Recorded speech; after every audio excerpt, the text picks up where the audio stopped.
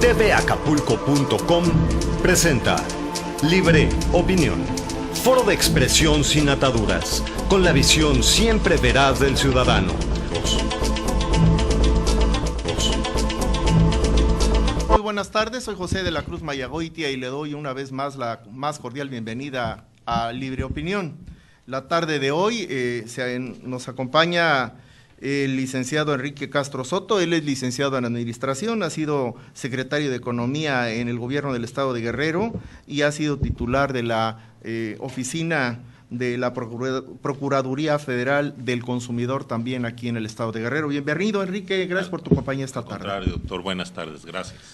Nos acompaña esta tarde también el licenciado Ernesto Fernández Rodríguez. Él tiene estudios de licenciatura en Derecho por la Universidad Autónoma de Guerrero, maestría en Ciencias Penales por la Universidad Mexicana de Educación a Distancia con sede en Cuernavaca y tiene un doctorado en Derecho con enfoque en las materias de Constitucional, Penal y en Control Convencional en el Instituto de Estudios Superiores en Derecho Penal con sede en la Ciudad de México. Bienvenido, Ernesto. Gracias, doctor. Buenas tardes. Saludos al auditorio. Y también está con nosotros el maestro Raúl Fernando López Hernández. Él es oficial administrativo del Tribunal Unitario de Circuito del Centro Auxiliar de la Séptima Región del Poder Judicial de la Federación. Raúl, gracias por tu compañía. Muchísimas gracias por la invitación, doctor. Y por supuesto está mi compañero de programa, Mauricio García. Mauricio, buenas tardes. Muy buenas tardes, auditorio, panel, buenas tardes.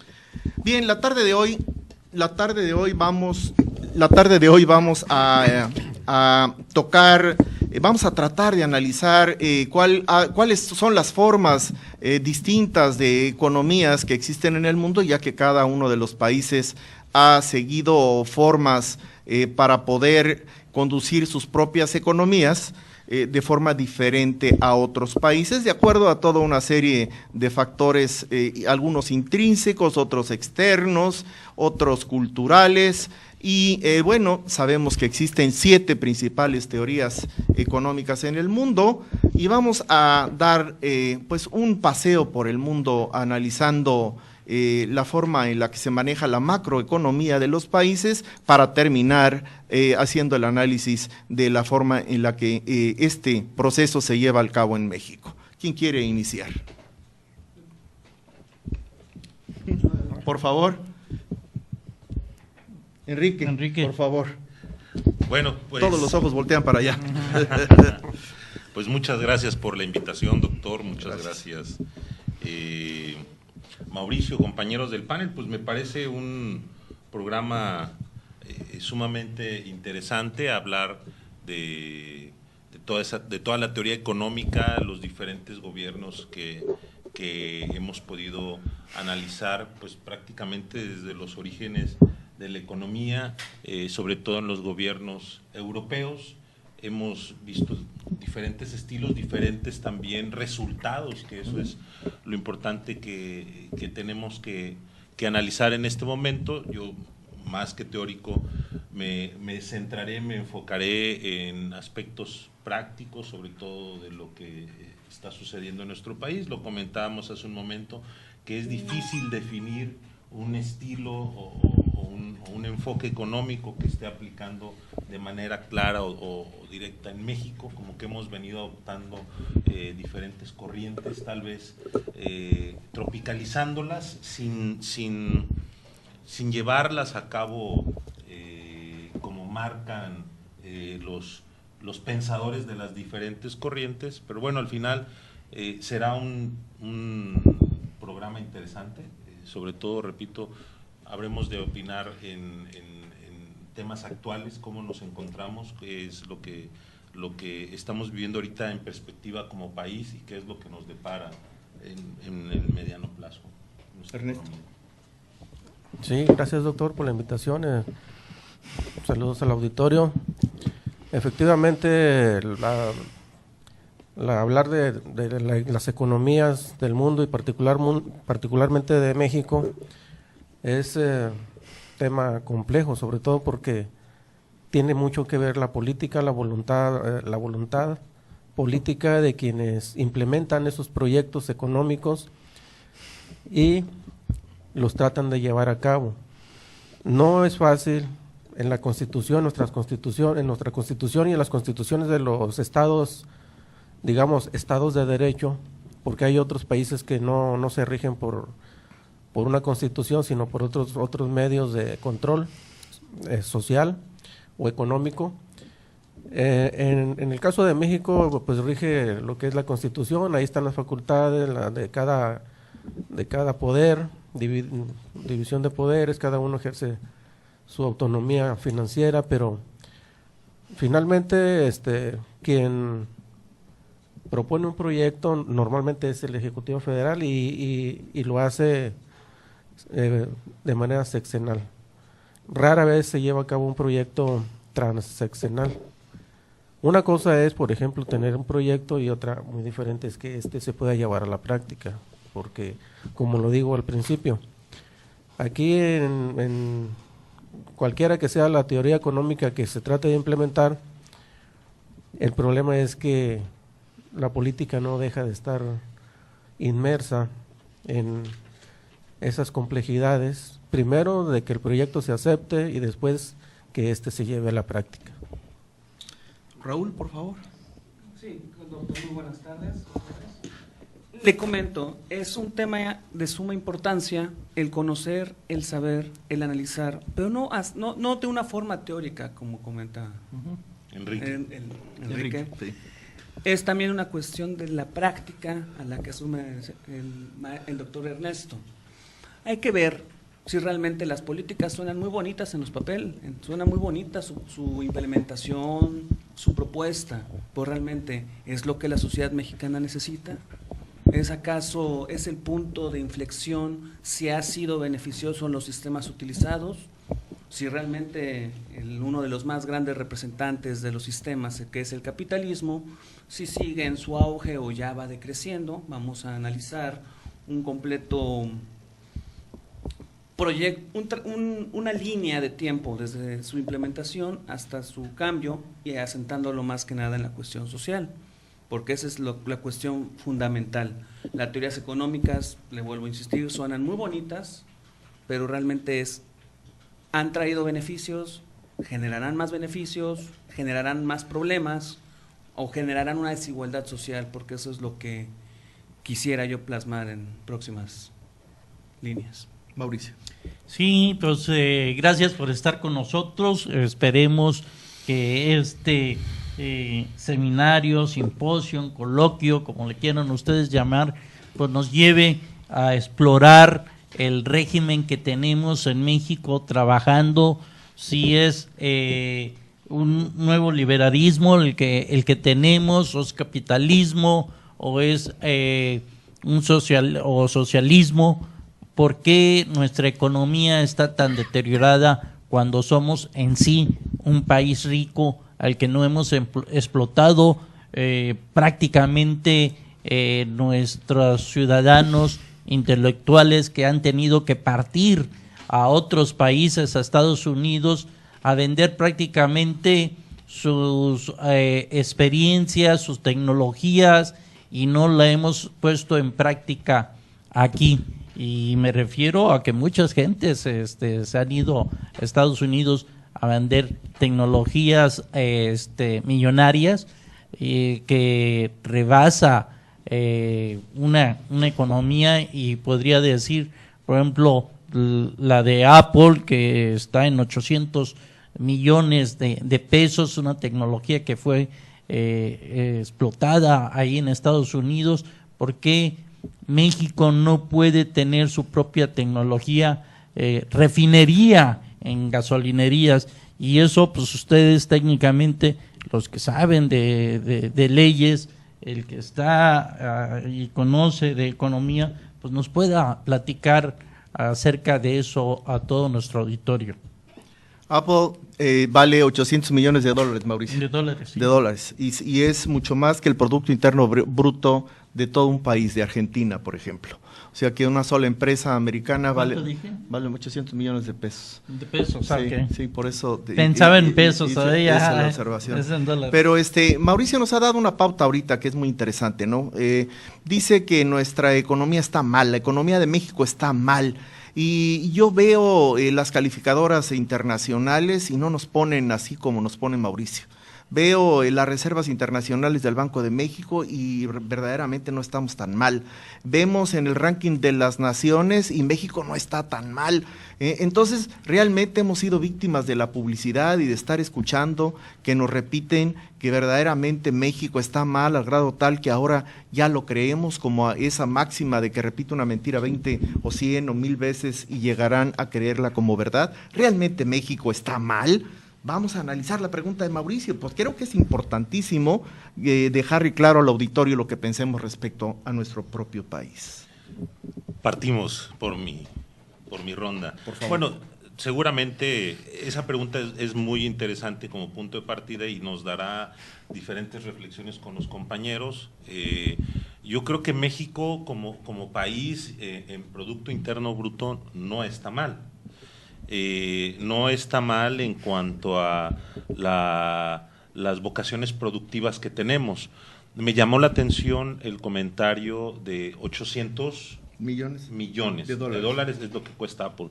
Por ejemplo, la minera Goldcorp en Zumpango ha invertido más de 2.500 millones de dólares tan solo en Guerrero, en Zumpango. Es decir, tenemos inversiones importantes, son nuestras inversiones, la distribución del dinero está llegando de manera adecuada al grueso de la población de nuestro país. Yo creo que esos son los principales problemas que tenemos que analizar. En primer lugar, es difícil dar una respuesta con una sola perspectiva, pero sí analizar el porqué de las causas de esa falta de distribución del recurso o esa concentración en, si no me equivoco, por favor corríjame, en poco menos del 5% de la población, el grueso del Producto Interno Bruto de nuestro país. Yo creo que ahí tenemos un interesante área de oportunidad que hacer los gobiernos, la sociedad. Escuchaba hace un momento la participación del gobierno o las políticas económicas son fundamentales en cuanto al desarrollo de un país. Son fundamentales, dependen de los sectores económicos, pero al final de cuentas una política impacta en toda la población, no solamente en una población que genera el recurso mayoritario en nuestro país. Ahí es donde yo veo los principales retos que tenemos como mexicanos. Que ese sería ya el problema de la visión interna de la falta de la distribución de la riqueza, pero si nos sustraemos de México y nos ponemos en el contexto de las naciones y desde allá analizamos la macroeconomía de México, estamos en el 11º lugar o 18º lugar de las 60 y tantas naciones que hay en el mundo. Entonces realmente como país no estamos mal. Estamos mal internamente en algunos aspectos porque somos 5% de personas que tienen el porcentaje más alto de la distribución del Producto Interno Bruto y el resto son empleados y pobres y unos cuantos campesinos. Y con eso hemos definido a México. Pero es igual que definir a una familia. La familia podemos tener 3 flojos, un nini, uno que sí estudia, pero un papá que trabaja mucho y el contexto global de la macroeconomía de la familia es bueno. Obviamente es uno el que está produciendo y los demás están consumiendo o están siendo mantenidos por el que sí trabaja. Ese ejemplo, esa analogía breve es aplicable también a un país. Sí, por supuesto es aplicable. Sin embargo, no es sostenible, como la misma familia en algún momento dado pues, se va a quedar sin dinero. Sí. México ha tenido oportunidades de diferentes sectores que le han venido en algunos momentos, el petróleo, las divisas, el turismo, hoy algunos sectores como la aeronáutica y donde estamos emprendiendo. La minería también ha tenido impactos importantes, pero no ha sido suficiente y muchos de esos capitales, bueno, en Guerrero, por ejemplo, de 4 proyectos mineros importantes que hay, solamente Peñoles es inversión canadiense. Es inversión mexicana. Perdón, okay. El resto son inversiones canadienses, en su gran mayoría. Teníamos inversiones de otros países, pero hoy eminentemente son canadienses y solamente una mexicana. Entonces, nos habla un tanto de a dónde se van los capitales que inclusive aquí mismo en México estamos generando, y como en el mismo ejemplo, utilizando las analogías del sector minero, pues el grueso sí, efectivamente son trabajadores mexicanos, pero los capitales y las utilidades fuera de los impuestos que recibe nuestro país, pues se van a otros orígenes. Es menester, yo creo ahorita, para hacerlo más técnico a nuestro auditorio, voy a poner ahí una broma que siempre hago, que mi abuelo, cuando él trabajaba, mantenía 5 casas. Ahora yo tengo 5 casas, pero para que me ayuden a mantenerme a mí. Esa es la diferencia entre el ayer y el hoy de México, que antes el peso valía su peso en plata, ese peso que teníamos en plata.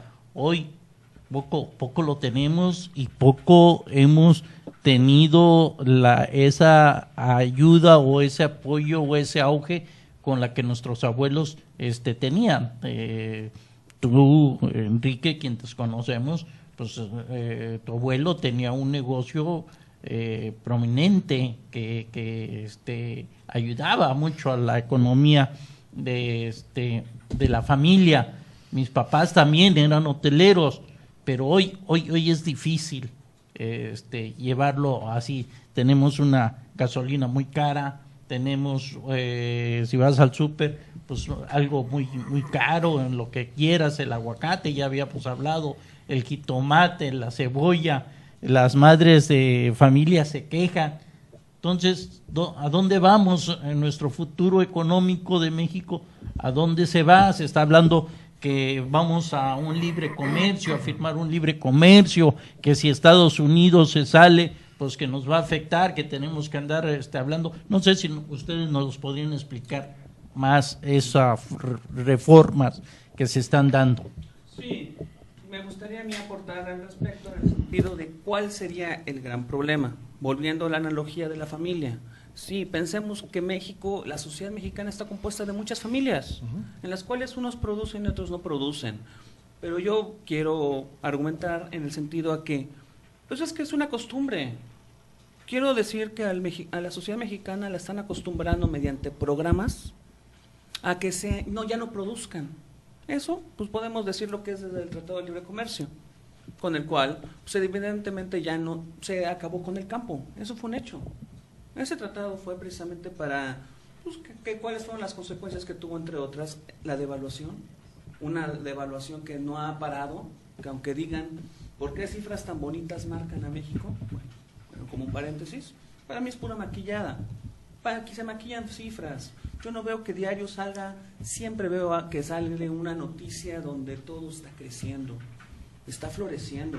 Y yo digo, personalmente, no veo ese florecimiento, no veo esas oportunidades, no veo esa creación o generación de empleos, de esos 2 millones que anunciaron que el año pasado se gestionaron.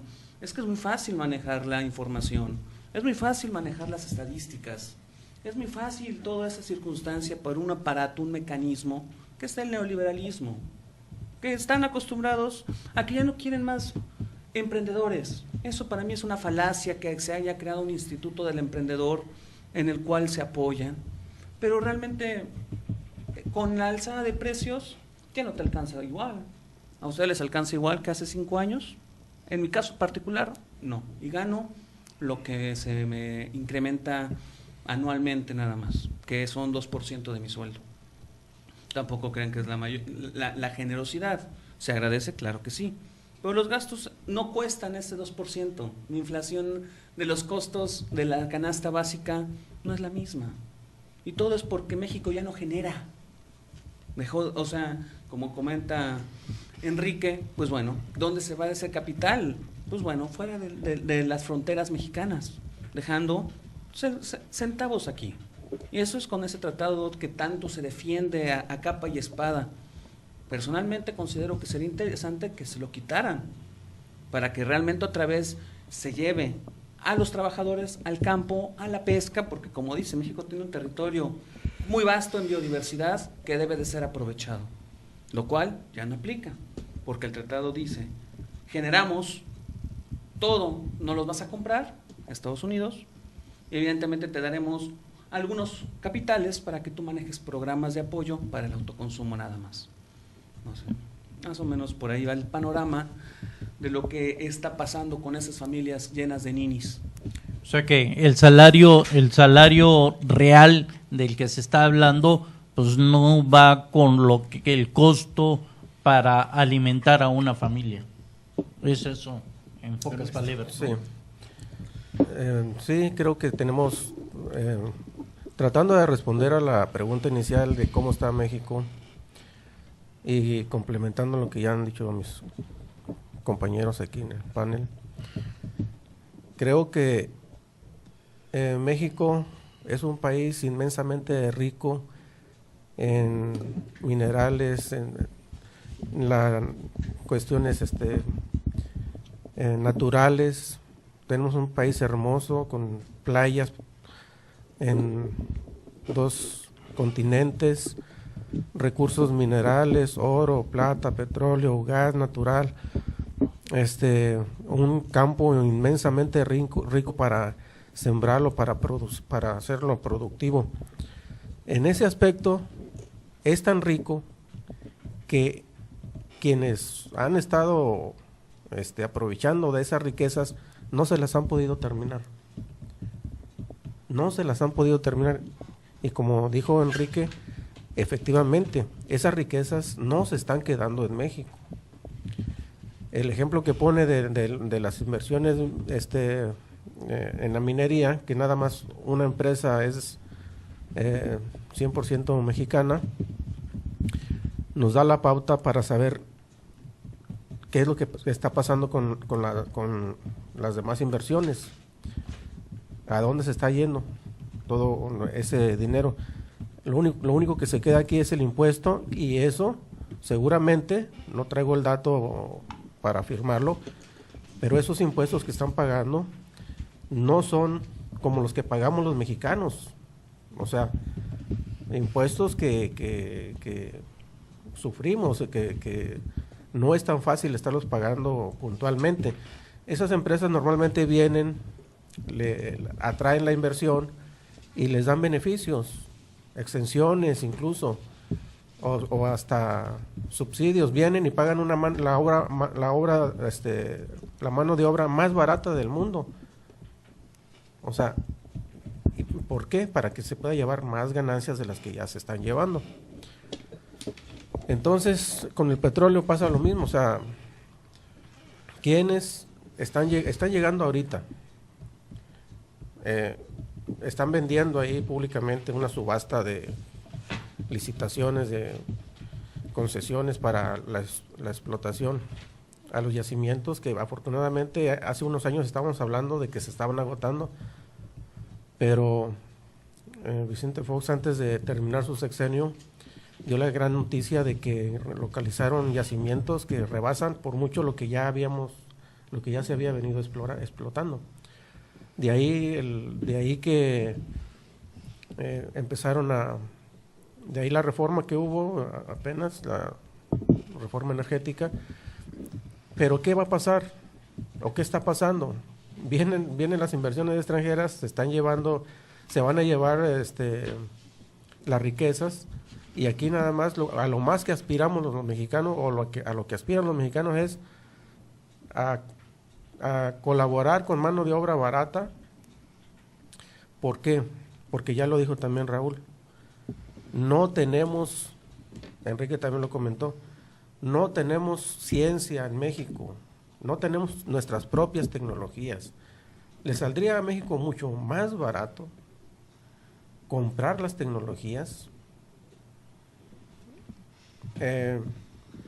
preparar a su propia gente, utilizar esas tecnologías que ya están, pero comprarlas, no rentarlas. Y con los técnicos, los ingenieros mexicanos, explotar estos recursos que tenemos, o sea, que los mexicanos explotáramos nuestros propios recursos con nuestra propia ciencia, nuestras propias tecnologías.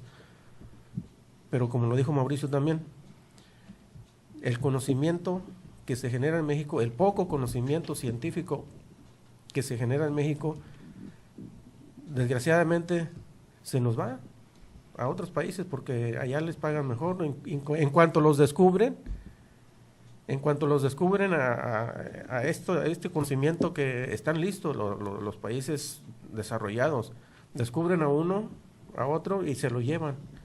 Hay un niño aquí de Guerrero que está allá en un centro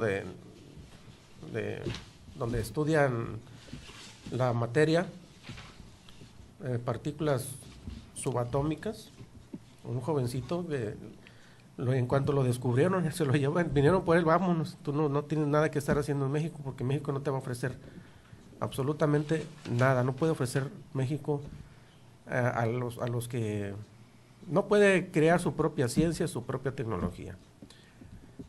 Hace algunos años, no muchos, yo comentaba que México no crea ni siquiera sus propios juguetes para sus niños. Veamos, la mayoría de los juguetes que están disfrutando nuestros niños no son hechos en México. Ni eso podemos producir, ni los propios juguetes para nuestros niños. Entonces, nuestras riquezas que tenemos, efectivamente están siendo explotadas, pero no por nosotros mismos, no por los propios mexicanos. De ahí que esas riquezas no se están quedando en México. Al menos un porcentaje muy alto no se queda acá. Enrique, tú estuviste y tú tienes información de primera mano sobre la forma en la que se trata a estas empresas que vienen a invertir a Guerrero. ¿Nos podrías dar luz al respecto sobre lo que mencionó Ernesto? Sí, por favor. Por supuesto, con mucho gusto, y además de comentar algunos puntitos rápidamente. Bueno, venir a invertir en el tema minero, trataré de hacerlo o de compararlo con otro tipo de inversiones. Realmente no es complicado.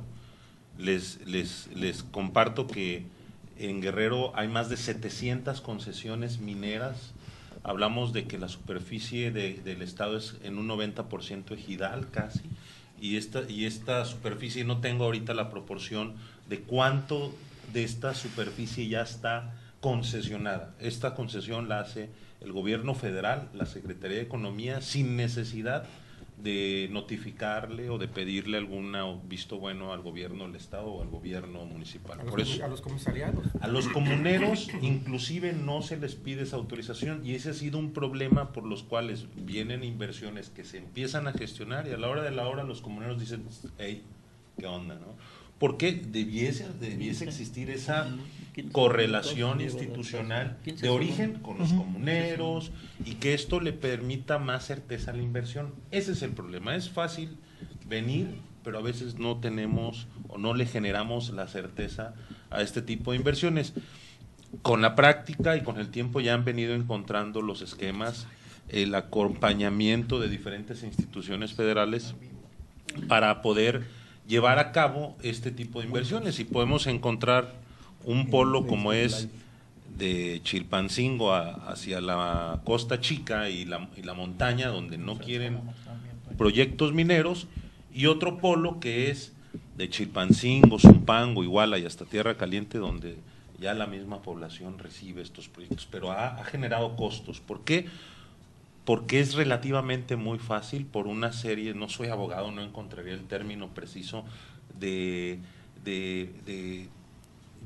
una estructura relativamente muy sencilla, pero muy ambigua en el marco legal para que vengan las inversiones a nuestro país. Pero me gustaría que nos dijera sobre las ventajas que le dan al inversionista, porque Ernesto mencionaba las cuestiones de los bajos impuestos, y de todos no sé, la gracia que se le puede dar de no pagar impuestos durante un tiempo, y él decía que a nosotros nos obligan. Bueno, los salarios, eso es un indicador fundamental, y por eso es que inclusive es un tema que Estados Unidos está poniendo en el dedo sobre el renglón, el tema de los bajos salarios, pero no porque quieran ser benevolentes con nuestros trabajadores, o sea, nuestros trabajadores, por supuesto que no. Esto lleva a una intención que es el de inhibir la inversión. Por supuesto. en México, es decir, que diga el inversionista, oye, pues ya no me sale tan barato irme a México, mejor me quedo en Estados Unidos. Esa es la visión que traen ellos. El tema del salario impacta de manera relativa. Muchos de quienes estamos activos económicamente no somos asalariados o no tenemos un esquema salarial, nos manejamos por honorarios, nos manejamos por un esquema de nuestro propio patrón, pero no hay tanto beneficio como nosotros creeríamos si se diera un incremento por una imposición presidencial, es decir, no por un ajuste en la productividad mexicana.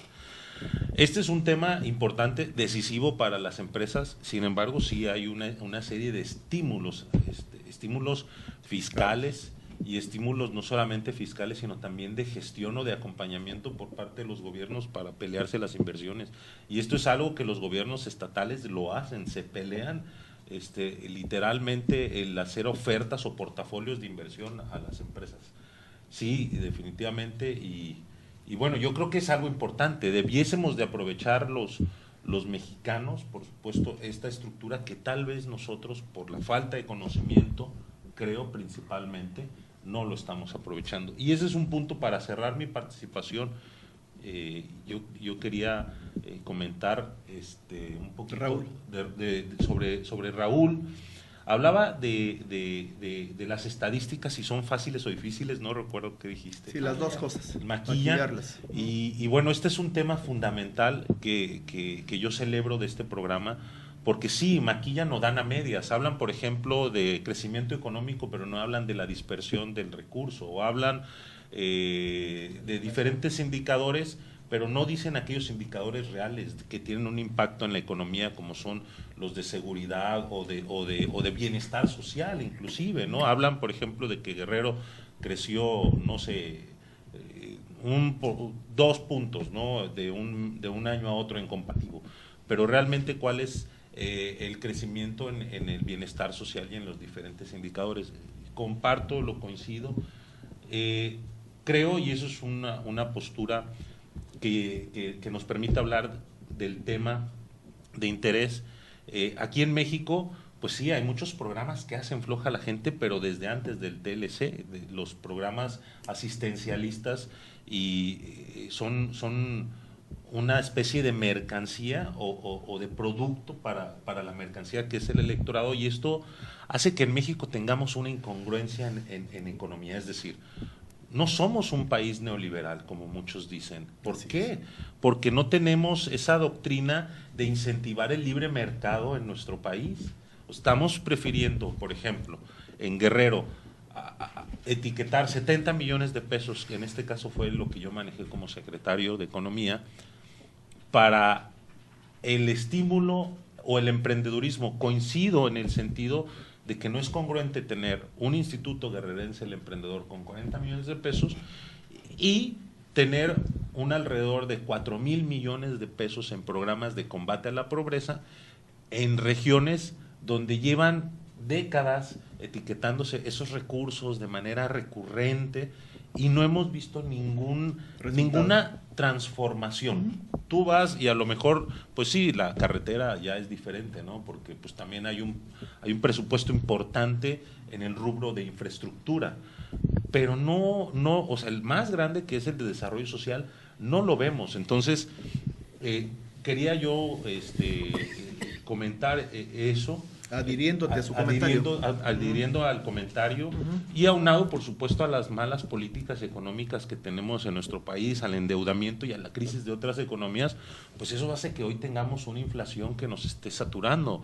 Fue una jugada muy buena, no sé jugar ajedrez, vaya, pero diría que de jaque mate el quitarle 3 ceros a nuestra moneda, ¿no? Si no, ahorita, ¿cómo estaríamos reflejando nuestros pesos o cómo estaríamos haciendo el cambio de divisas o las conversiones?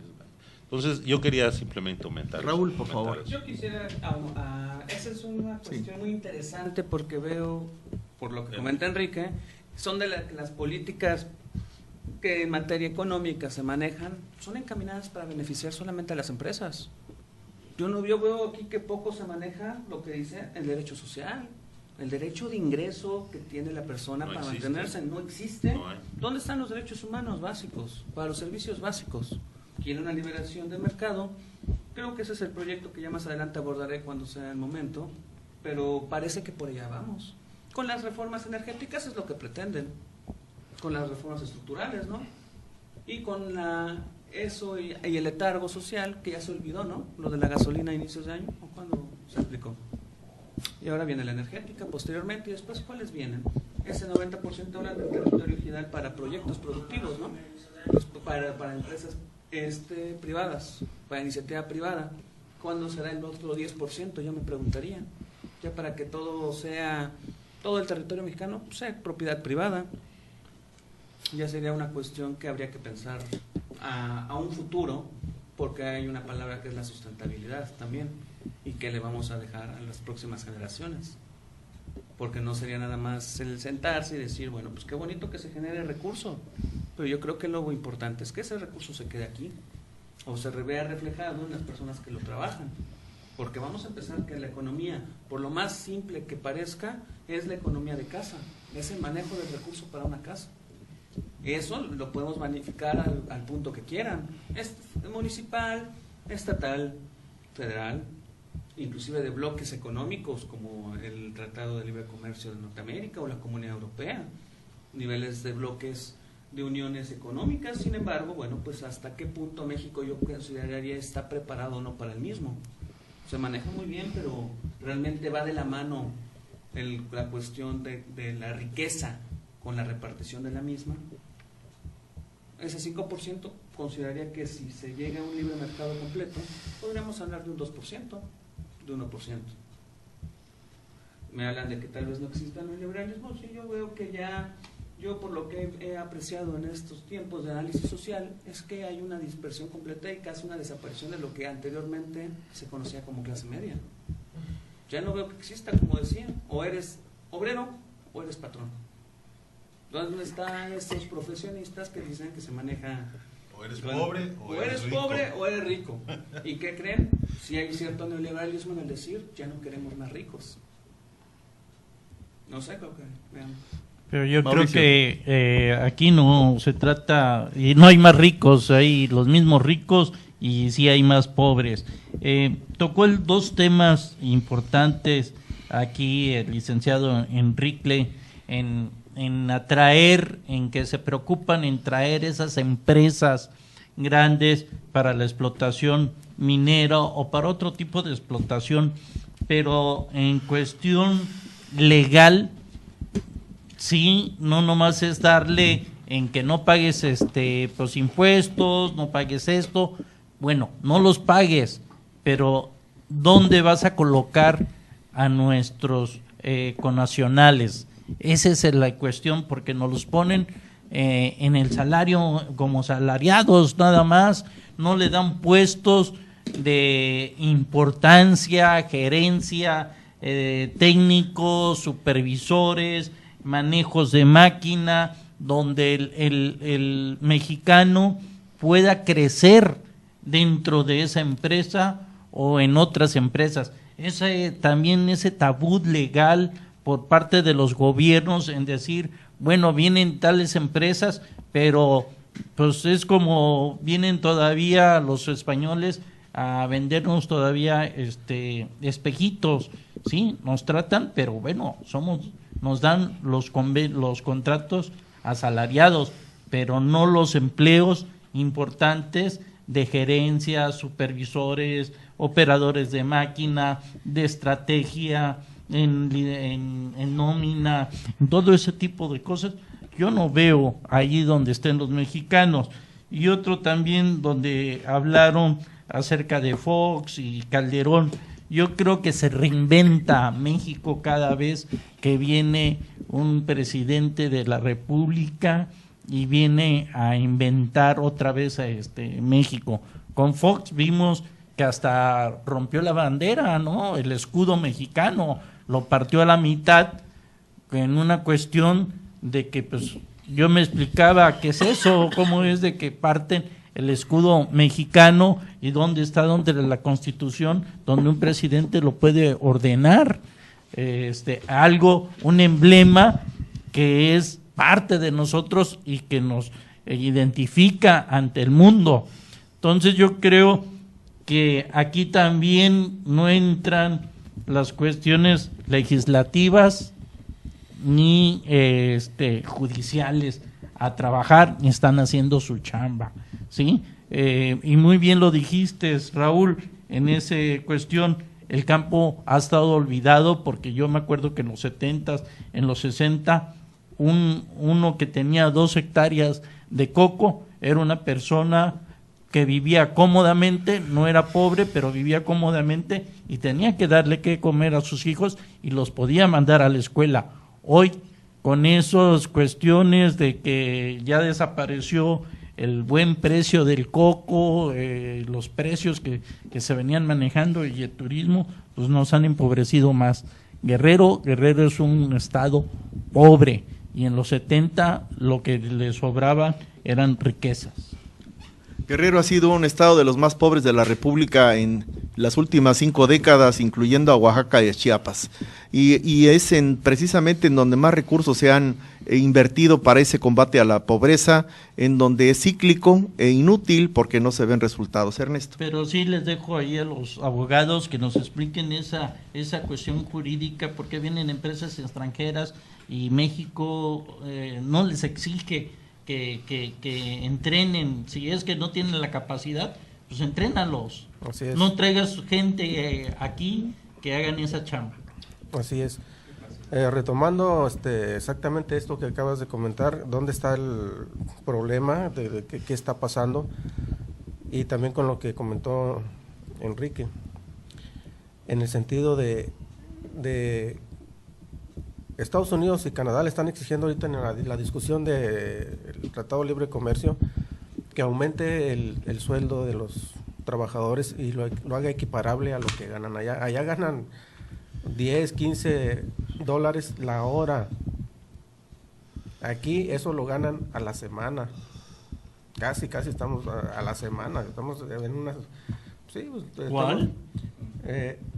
15 dólares, no, lo ganan al mes o a los 3 meses. 15 dólares son. No, a la semana más o menos. Son 300 pesos. A la semana más o menos por ahí anda el salario mínimo, ¿no? Que es una forma de esclavitud. O sea, se terminó la esclavitud aquella que existió en la época de la independencia, incluso hasta la revolución todavía había, pero continuamos con la esclavitud salarial, porque alcanza apenas a medio sobrevivir, que era exactamente lo que estaba pasando con la esclavitud real como tal. Bueno, eso de que se aumente el salario, el sueldo a los trabajadores y se equipara a lo que ganan en Estados Unidos, no es sencillo, porque hay que tomar en cuenta muchas variables. Sin embargo, no es una justificación a aducir, como lo hace México, como lo hacen, que incrementar el salario o el sueldo de los trabajadores va a desincentivar la inversión. Efectivamente, es uno de los efectos que va a producir o que puede producir. ¿Pero por qué? Porque, como lo dije al principio, las inversiones que llegan a México vienen porque aquí es un paraíso para ellos. Es un paraíso en lo fiscal, en las exenciones, en las facilidades que les dan para instalarse. Y es un paraíso porque pagan los salarios más redituables para ellos. O sea, si pagaran buenos salarios, obviamente la ganancia sería menor a la que se están llevando. ¿Sí? Si multiplicamos cierta cantidad por el número de trabajadores, diría, no, pues, ¿qué voy a hacer a México? Mejor me voy para otro lado. Pero ahí está precisamente la capacidad de gestión de nuestras autoridades, que va a estar trayendo puras empresas que vengan a beneficiarse, que México siga siendo un paraíso tanto fiscal como económico en cuanto a la mano de obra, para mantener el sistema que siempre ha estado. Entonces hay una pregunta aquí para los empresarios mexicanos. ¿Sí están ellos dispuestos? ¿Tienen la capacidad de ganar un poco menos, de llevarse un poco menos de las ganancias? No nada más los empresarios mexicanos, sino los extranjeros también. ¿Están dispuestos a ganar un poco menos de lo que están ganando para que el sueldo pueda? Esa es la solución. Ese es el efecto que tiene el aumentarles el sueldo, no por decreto presidencial, sino por acuerdo de las partes involucradas en la producción. ¿Quiénes son? Pues son los productores, los empresarios, las grandes empresas son las que ellas con el gobierno deben hacer la negociación, pero de ahí depende de nuestras autoridades, qué tanto puedan negociar a favor de la gente, ¿no? De los mexicanos, en este caso.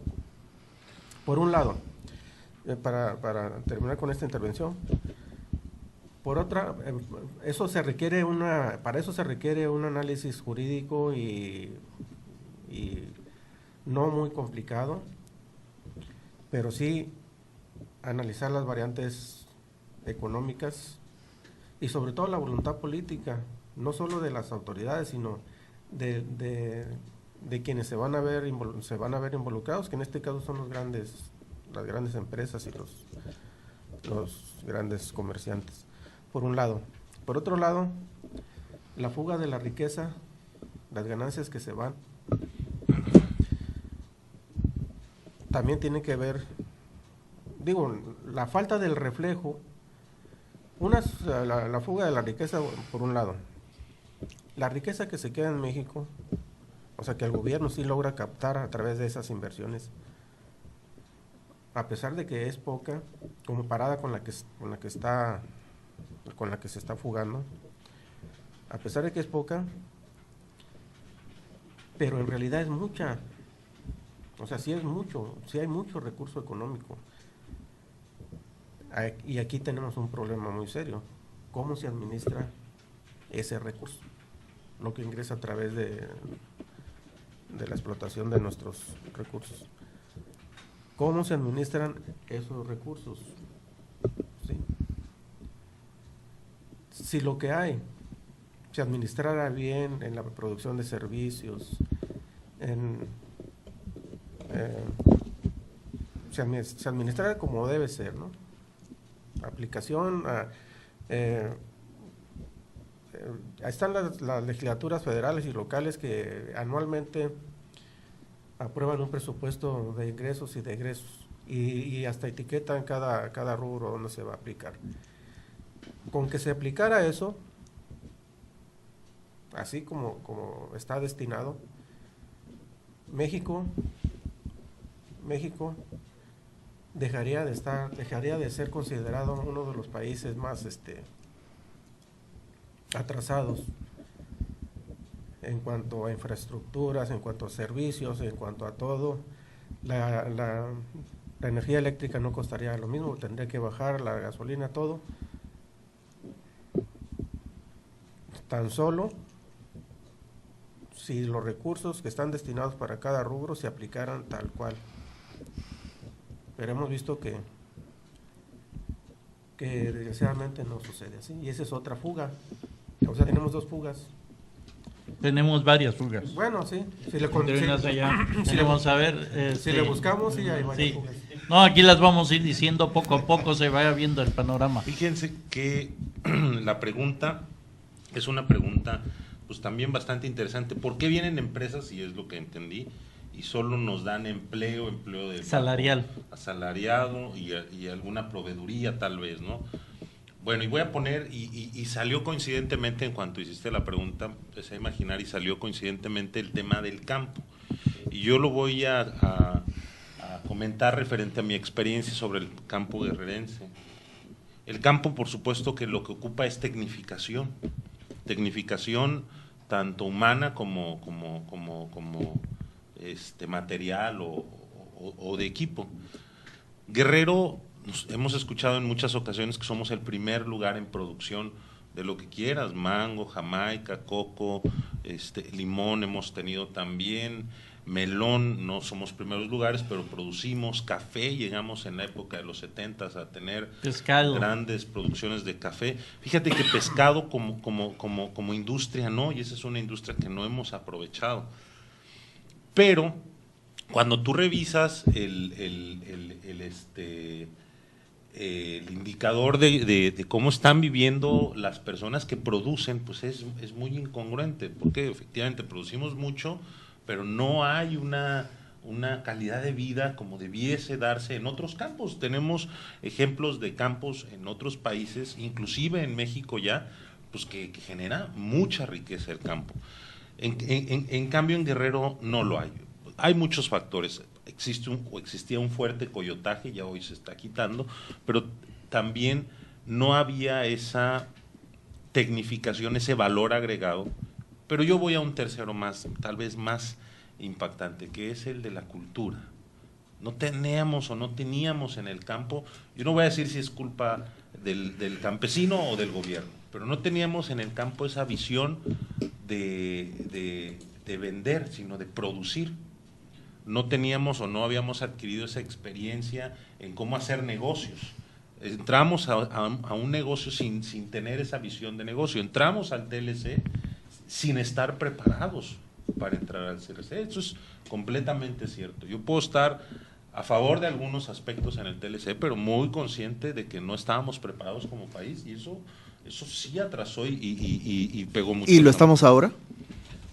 Bueno, no lo estamos, pero dependemos. Voy a dar un dato ahorita, lo voy a dar, que es un dato estadístico. Bueno, entonces yo trato de comparar mucho eso. ¿Por qué tú, Mauricio García, vendrías a esta mesa a decir, a ver, voy a invertir en la mesa, pero además les voy a dar acciones? No tendrías por qué hacerlo en el capitalismo, porque es tu dinero, ¿no? Y están las condiciones legales, si son buenas o malas, pero al final de cuentas está el marco jurídico que a ti te permite hacer lo correcto. ¿Cuál es el problema? Y ahí es donde voy matizando. Tal vez sí nos convendría en este sentido incrementar los salarios, y en la medida que vengan menos empresas extranjeras, para nosotros crear nuestras empresas. Ese es el problema del capitalismo en México, que no hemos, ¿cuántas empresas fuertes tenemos? Corona, que Corona ya en capital es española, Bimbo, que podría ser de las que conserva. ¿No era belga? Es belga, creo que el capital sí, de Corona. De belga, Sí. me estoy confundiendo, entonces, ¿cuál es la otra que es Grupo española? Modelo y Bimbo, Grupo... Bimbo, España, España, ¿verdad? España. Es decir, no tenemos industria mexicana como tal.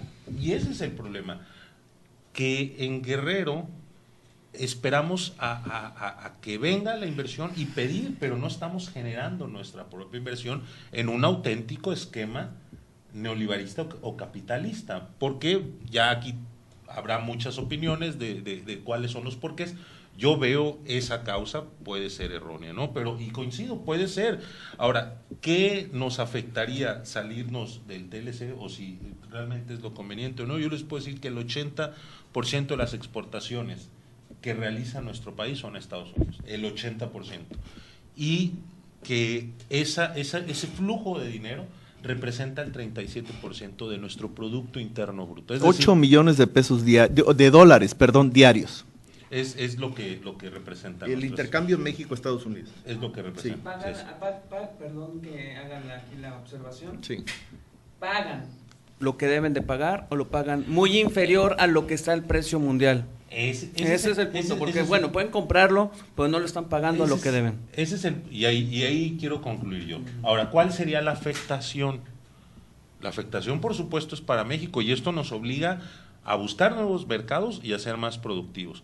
pero también Estados Unidos tiene una afectación. Por supuesto. Y es una afectación, desde mi punto de vista, mayor Sí. que la que pudiera tener Estados Unidos. Yo estoy hablando México. ahorita en general de la balanza comercial o de las exportaciones, pero si ya nos vamos a aspectos específicos, no solamente está el campo, están también partes electrónicas que somos proveedores importantes, no solamente en la industria aeroespacial, sino también en televisiones y en muchos componentes electrónicos. Automotriz también. Automotriz, exactamente, se me había ido. La industria automotriz, vaya, hay flujos de paso de la frontera de más de 6 veces. Un producto va y viene más de 6 veces en esta manufactura que hay. Entonces, yo sí veo que hay un impacto importante. No podría decir si sería lo mejor o no. Aquí yo creo que ya es criterio de las personas que nos están viendo el tomar la determinación, pero sí nos estimularía a ser más productivos, sin lugar a dudas, porque el petróleo pues ya no nos da para más. Esa es la premisa de renovarse o morir, ¿no? O nos hacemos productivos o nos morimos. O sacamos una buena negociación. Yo confío en el que nos está representando, en Ildefonso Guajardo. Se Sí. me hace un buen economista, una persona Lo es. de federación. Yo lo pude palpar, y mira que yo soy panista y pude transitar con secretarios de economía panistas a nivel superior. Yo fui secretario estatal, Sí. y con Ildefonso pudimos percibir el esquema federalista que trae, y que yo creo que eso nos puede ayudar. Ahora, las condiciones pues son complicadas, ¿no? Inclusive se llegó, y él mismo de manera responsable llegó a decir, estamos próximos a podernos salir del tratado. No lo veo, no creo que nos vayamos a salir por un tema de que a Estados Unidos no le conviene. Va a intentar presionarlos, pero a Estados Unidos no. Quiero abrir un poquito más el abanico, y para que lo vea nuestro público, que es el nuevo liberalismo. Son los defensores del neoliberalismo, apoyan ampliamente el libre comercio en general, una práctica reducción del gasto público y la intervención del Estado en la economía a favor del sector privado, que pasaría a desempeñar competencias para el Estado, a abrir el comercio, que eso es lo que no hemos estado, y no hemos visto nadie que presumimos que somos nuevos liberalistas, pero no vemos quién lo defienda, ese proyecto, ese comercio. Y lo hablo porque yo afortunadamente viví en el extranjero, y yo cuando ya me iba a hacer, cuando fui, ya me dijeron, te vamos a entregar tu tarjeta de residente. Me dijeron, pero ¿qué sabes hacer? ¿Qué has estudiado? ¿Qué has hecho? Y ahí les entregué toda mi documentación, y me dicen, perfecto, excelente. Y me dieron cursos para ser administrador de empresas en general. ¿Qué es a lo que voy? Yo, como ya nuevo ingreso de canadiense, yo ya les genero a ellos una ganancia, porque estoy ganando un impuesto, ya estoy pagándoles un impuesto, ¿sí? Y no un impuesto barato. Yo ganaba alrededor de $2,000, 300, y pagaba sobre $1,200 semanales de impuestos como empleado, ¿sí? Cosa que aquí no se ve. Estamos viendo las fugas, cosa que aquí no se ven en las empresas, no se ven en los personas archimillonarias, no se ven en los funcionarios públicos de alto nivel, de los legisladores, del Poder Judicial, del Ejecutivo. ¿Cuánto pagan ellos de impuesto? ¿Cuánto recaban? Que eso es lo que se nos está yendo también de estas empresas. Yo estaba viendo que hace 4 o 5 años el jefe panista, el jefe, ¿cómo le llaman?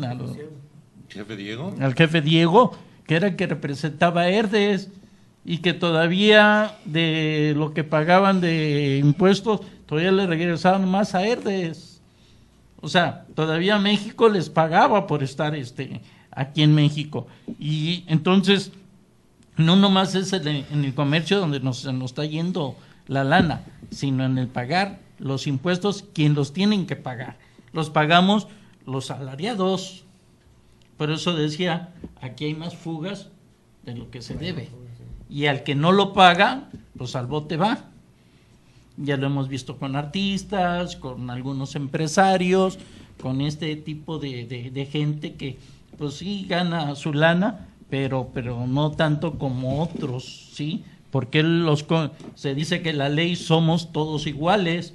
Entonces, ¿dónde está la igualdad de que por qué los diputados y senadores no pagan su agua, no pagan su luz, no pagan su gasolina, tienen aire acondicionado en sus oficinas, tienen secretarias, secretaria de la secretaria y esas muchas cosas?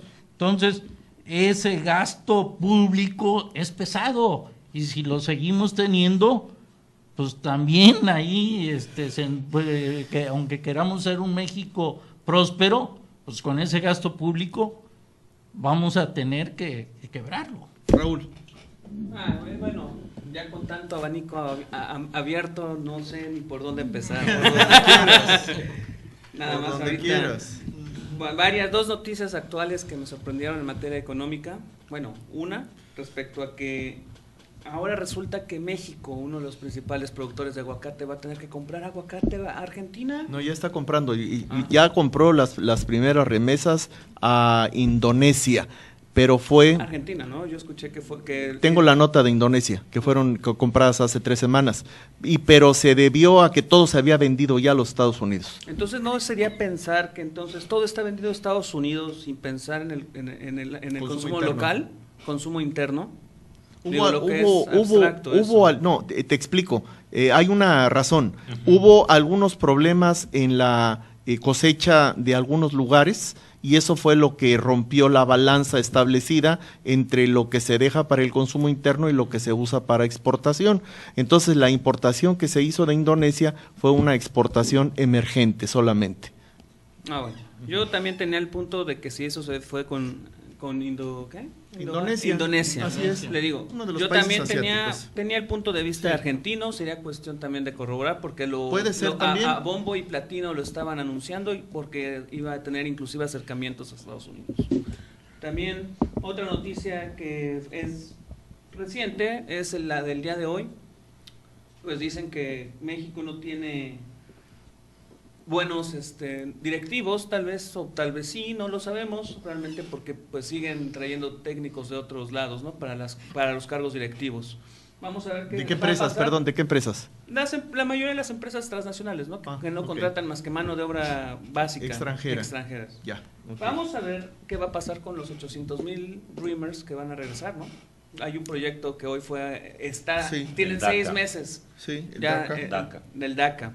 Sí. Porque tienen 6 meses el Congreso de Estados Unidos para poder determinar qué va a pasar con el destino de ellos. Sí. Lo que sería importante saber si van a regresar aquí, pues bueno, es una política interna el ver en qué se van a ocupar, ¿no? Yo creo que va a ser ahí un reto para el gobierno en todos los niveles, ver las formas en las cuales se va a poder emplear a los connacionales si es que se vienen. Si es que se vienen. Sí, porque hay que tomar en cuenta también que hay una declaración del presidente del Congreso de los Estados Unidos, que es también republicano como Donald Trump y que no está de acuerdo en lo que hizo Donald Trump. Entonces lo más seguro, y así es a donde apunta la visión de los internacionalistas, de que seguramente los Dreamers se quedarán allá. Al igual que también el Tratado de Libre Comercio, porque pues sabemos que si bien es una atribución meramente en materia comercial, es atribuible al Congreso de Estados Unidos. Así que dejemos de recibir los mensajes de todo aquel político que venga y diga, pobrecitos, se va a acabar el TLC por culpa de Trump. Esa es una gran mentira. No, él mismo lo ha dicho. Él ha dicho y puede mantenerla, pero recordemos que en materia comercial le corresponde al Congreso de Estados Unidos. Entonces, todo político mexicano que diga que hay un temor fundado, bueno, quisiera que supieran este dato importante.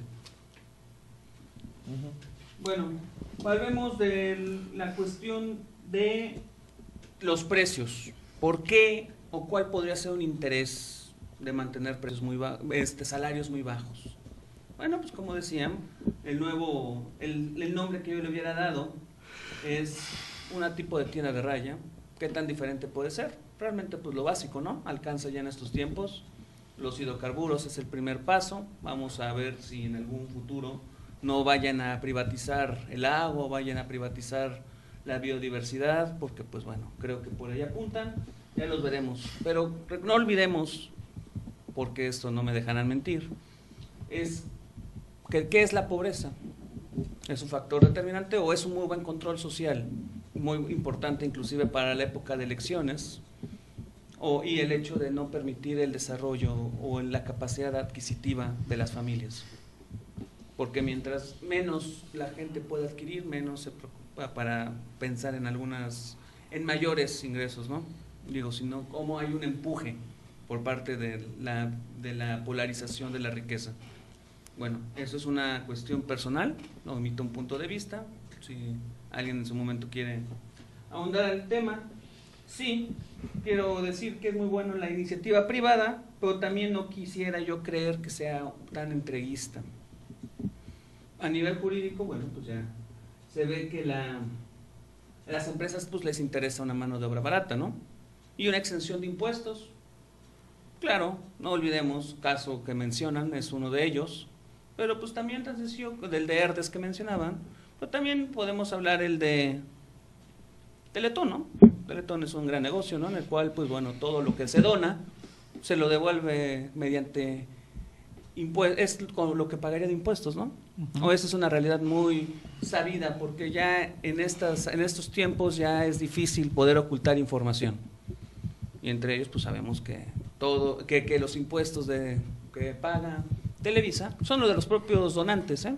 Así es. Entonces, pues bueno. Espérame, Raúl, me surge y me brinca algo que dijiste justamente no hace mucho. Asegurabas que las cifras estaban maquilladas. Sin embargo, ahora señalas con toda puntualidad que lo que sucede en el Teletón es cierto. Pero también son cifras y también son... Deben estar maquilladas también. Me imagino, ¿por qué unas sí le creemos y por qué a las otras no? Yo no estoy poniendo cifras en ninguna de ellas. Estoy manejando cifras en generalidades. Okay. No sé si puedan ser 1,000 millones que se recolecten, o tal vez 100, o 10, o pero 5. Lo que se recolecte, eso aplica así. Es esa cantidad, lo que yo comento. Se deduce como donativo. Se deduce, es una deducción de impuestos. Como donativo, sí, efectivamente. Como cuestión de... Donativos. Sí, ese es el término. Entonces, bueno, esos serían algunos de los problemas. Bueno, algunas de las cuestiones, ¿no? Que vemos que los impuestos, pues todos tenemos que pagar impuestos. Todos. El impuesto es un ingreso, al fin y al cabo, al igual que los donativos. Sí. Es un ingreso. Entonces, que es muy importante y es una obligación por parte a nivel constitucional de la sociedad mexicana. El pequeño problema es que volvemos a los puntos medulares que hemos tratado ya en diversos temas. El problema es la corrupción, el manejo que tienen los funcionarios de ese recurso y la falta de transparencia y la impunidad que se ha manejado en todas las esferas, en todos los niveles, ¿no? Sin querer generalidad, también hay casos de mucha y muy pronta excepción. No podemos generalizar, pero pues bueno, la historia ahí está, los números ahí están, la información está, cada día con día pues, se establece una nueva nota, ¿no? Alguna nueva circunstancia. Solamente hay que abrir los ojos a nivel social. No se necesita nada más para ver cuáles pueden ser claros ejemplos y cuáles no. Enrique, alguna. Bueno, sí, referente a lo que comentabas del gasto público, yo creo que el gasto público no es malo. Al contrario, ha habido etapas, sobre todo cuando tenemos indicadores externos de alguna posible crisis que pudiera darse, en donde como política interna es pertinente inclusive hasta aumentar el gasto y que genere mayor actividad. El problema es la aplicación del gasto, cómo lo estamos manejando. Fíjense que quiero dar ahorita un dato presupuestal que me llama la atención. Cada vez que escucho, y con toda razón, pero eso también me habla de un desconocimiento de la población muy grande en la capacidad que tienen de sorprenderse los mexicanos, o de sorprendernos, vaya. Nos sorprende de manera excesiva que el INE reciba alrededor de 8,000 millones de pesos. para Campañas. para campañas, 8,000 millones de pesos que distribuirá entre alrededor de 8 partidos, 7 partidos. Lo que va a redistribuir, lo que va a Son aumentar 6,000. ahorita más 6,000. Son 6,000 y 2,000 para el INE. Bueno, Más En un 177% va a gastar más que en el 2012 en cuestión de las casetas y boletas y Casillas. cosas, casillas Y urnas. y urnas. yo no vería mal ese gasto. Eso habla de la desconfianza que tienen los mexicanos en los procesos electorales. Es la pero- principal causa de que sea nuestra democracia la más cara, la desconfianza, Desconfianza, precisamente. claro. Pero a pesar de esa desconfianza, es muy débil nuestra democracia y muy vulnerable. Pero bueno, me pongo a pensar, en 2014 la Secretaría de Educación Guerrero le destinaron en 2014, en un año, 14,000 millones de pesos. Casi la mitad de lo que recibe el Estado. El 80% de esos 14,000 millones de pesos se van a sueldos y salarios de los maestros en el Estado de Guerrero. El nivel educativo o la productividad o la medición educativa pues no es de las mejores que tengamos en el país. Sin embargo, el gasto que tenemos es mucho mayor a lo que se gasta el INE y todos los partidos políticos. Vaya, ahí es donde yo creo que no es malo un gasto excesivo, sino la orientación de y también la falta de conocimiento de los ciudadanos en cuanto al presupuesto. Otro funcionamiento tendría nuestro gobierno si domináramos el presupuesto de todas sus dependencias y de cuál es el funcionamiento de las mismas. Ya no nos sorprenderíamos tanto porque el INE está recibiendo pues menos de la mitad de lo que recibió tan solo un estado para pagar a sus maestros. Esos son, repito, datos en donde yo vengo a... En donde también valdría la pena considerar el factor costo-beneficio, ¿no? Efectivamente, el factor costo-beneficio que dista mucho. Yo no sé, aquí serían quienes nos están viendo, quienes podrían hacer el comparativo de en qué dista más el costo-beneficio en cuanto a lo que se invierte en educación y los resultados en Guerrero o lo que se invierte en democracia en nuestro país. Así es. Pero proporcionalmente yo creo que no se pueden comparar lo que se le está invirtiendo en dinero a cada uno. Ese es un dato importante y ahí es donde si esos 14,000 millones se invirtieran de otra manera, que no se dejen de invertir, que se sigan invirtiendo, pero que se hagan de otra manera, tendría un impacto mucho mejor el estado de Guerrero. El Teletón definitivamente es un reflejo de una mala política fiscal y es una laguna que se aprovecha esa y otras empresas, en donde inclusive el gobierno la aprovecha. ¿Por qué? Porque el gobierno, al buscar hacerse de más dinero, no impacta a los asalariados. Sí, por supuesto que te quitan un alto porcentaje de ISR y otros impuestos. Impacta más a las MIPYMES, que son las que dan un alto porcentaje de la economía. Los asalariados, estaba revisando un ejercicio en el DF y los asalariados del 100% de la fuerza laboral o de la fuerza económica representan, no recuerdo si un 5 o un 10%. Los asalariados, es decir, es muy pequeño. En cambio, las MIPYMES, el comercio informal o las personas que trabajan por cuenta propia, que no necesariamente es informal, es un número relativamente importante. Y ahí es donde la reforma fiscal, por supuesto, que está apretando. Y lo malo es que tenemos un gobierno muy susceptible al exceso del gasto, pero también al endeudamiento. Y ese es otro factor que nos está afectando y nos genera, por supuesto, y entre otros muchos, que nosotros nos vayan diciendo, sí, crecimos, pero cada vez me alcanza menos para comprar, no sé, la canasta básica, que no existe una canasta básica, eso es irreal, pero bueno, la canasta básica. Es lo que quería comentar referente a lo que... Yo te voy a contestar como periodista y sondeos que he hecho, cuestión del INE y la respuesta pues, fraudulenta por parte de su presidente, en que dice que quiere levantar esos recursos, necesita esos recursos porque aumentó la mayoría de votantes. Sí es cierto, pues que cada año tiene que ir aumentando, pero no ha aumentado la capacidad de votantes. Sí, yo cada seis años aquí en Acapulco me doy a la tarea de ir a visitar las casillas por los incidentes que se dan, estar reportando cómo van, y al último, y he sido presidente de casilla también de diferentes ocasiones, y es la cuarta parte del número de hojas para votar las que se usan.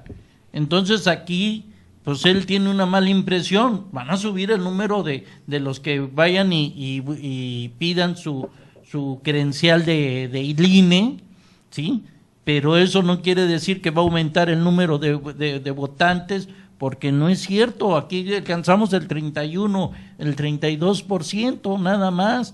Entonces, si el del INE nos dijera, es que van a votar 50 millones de personas hoy en las elecciones, pues es algo creíble, pero porque ha aumentado el número de credenciales, y eso quiere decir que va a aumentar más casillas, más hojas de votaciones, pues eso no es justificable en ese aspecto. Entonces yo creo que nos quieren ver la cara de tonto, y lo que me enoja, yo estoy de acuerdo contigo en que a veces no es en el lugar preciso donde se invierte.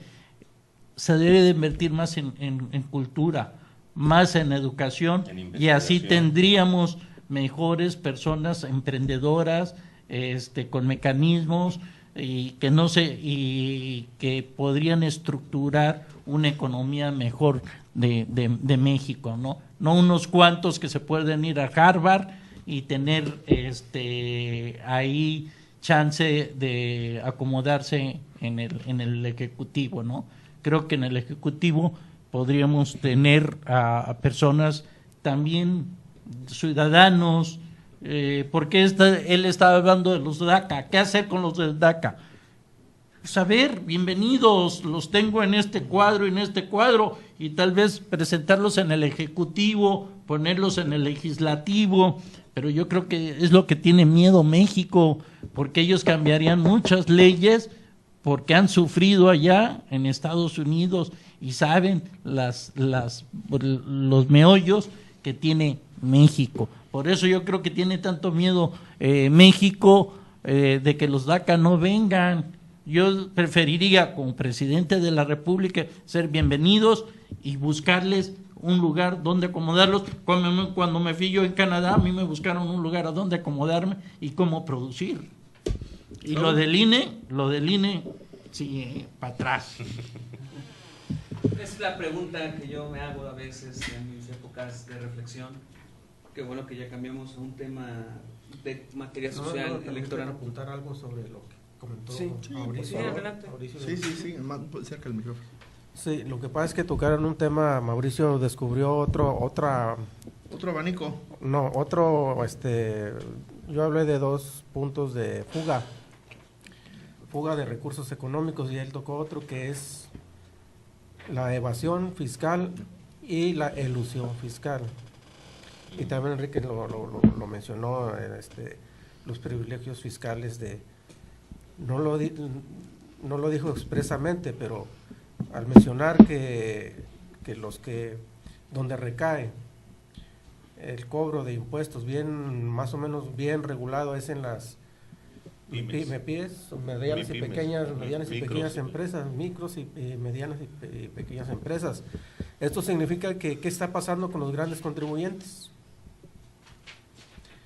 ¿Qué está pasando? Pagan menos, son los que tienen mayores beneficios, pero aparte de que tienen mayores beneficios y que son los que podrían contribuir pero en grandes medidas para el ingreso de capital, de recaudación, en este caso recaudatorio, son los que tienen los mejores despachos, tanto legales como asesores fiscales y administrativos, para evadir el pago de impuestos, que eso ya es un delito, y otra, para eludir el pago de los impuestos, que eso es una falta administrativa o o muchas veces ni a falta administrativa llega. O sea, así como se puede evadir, se puede eludir.